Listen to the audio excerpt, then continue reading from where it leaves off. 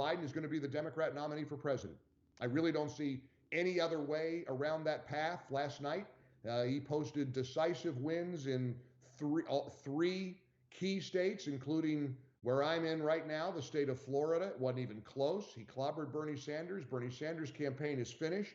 His staff issued a statement this morning indicating that they are now going to assess his candidacy. At this point, it's just an ego thing if he continues to stay in the race. And it looks like November will be a contest between President Trump and former Vice President Biden. We've, as I told you earlier in the week, made the decision to move this show to my home, broadcasting from my kitchen, getting some nice comments on the My Pillow text line about the background. Nobody's really making fun of my decorator choices or decorating ideas. I didn't have anything to do with it. It's not me, but this is where we'll be. And with that move, I got a little emotional last night when I wrote a note confirming our transition to the home studio here. It's the first time I've really broadcast from my new condo in Florida. And Barb Yoder, just an emotional note back. We're going to miss you. We get it. Stay safe. Stay well. Of course, everybody is being told in America, if you can work from home, you should work from home. And companies are having to do that. I just keep thinking about the people who don't have the luxury of working from home, who won't be working at all, who are home alone, scared, apprehensive, uncertain.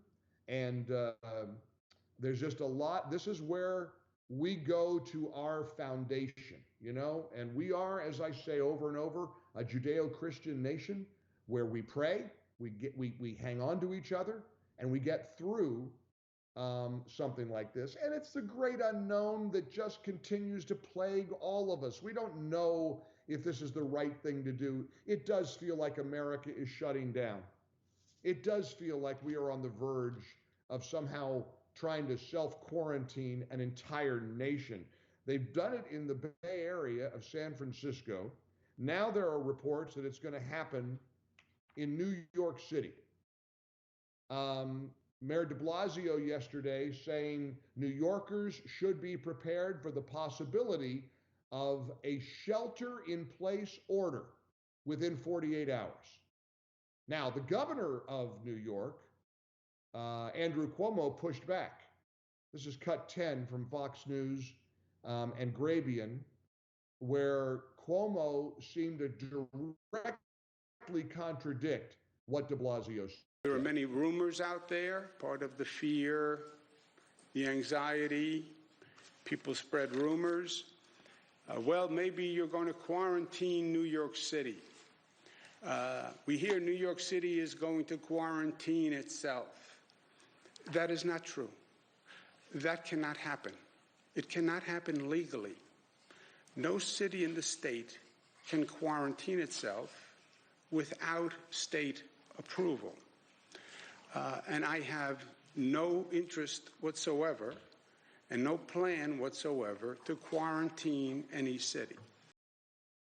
So that gave, I guess, some relief to millions of New Yorkers who really did have to look at the possibility of staying in their home for weeks, maybe months. Cuomo also went on, initially that first day, he held a press conference that was so reprehensible in his level of vitriol and criticism of the federal government. He's had apparently extensive conversations with President Trump, and suddenly bygones are bygones. Here's cut number 1, where Andrew Cuomo was effusive in his praise of the Trump administration's response to COVID-19. His team has been on it. I know a team when they're on it, and I know a team when they're not on it. His team is on it. They've been responsive late at night, early in the morning, and they've thus far been doing everything that they can do, and I want to say thank you, and I want to say that I appreciate it. I didn't make it up. That's not a Cuomo impersonator. First of all, This is also not a Dana Bash impersonator. If you think that was pretty wild, how about Dana Bash cut 13 on President Trump's leadership in the last 24 to 48 hours? Again, I want you to brace yourself. What you're hearing is from CNN anchor Dana Bash.